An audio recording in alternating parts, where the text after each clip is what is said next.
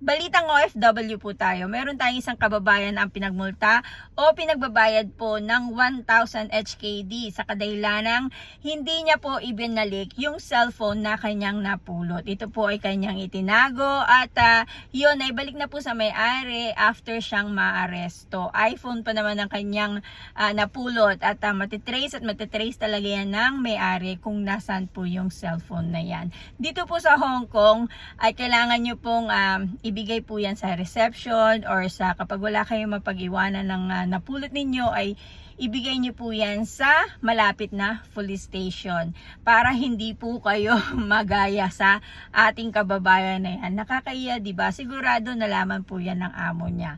Ano kaya mangyayari, diba? Isip muna tayo bago natin gawin ng isang bagay. Yan ang laging paalala sa inyo ni Lumira. Dahil pwede po talaga tayong magmulta, makulong sa mga ginagawa po natin lalo na wala tayo sa sarili nating bansa. Thanks for watching, guys.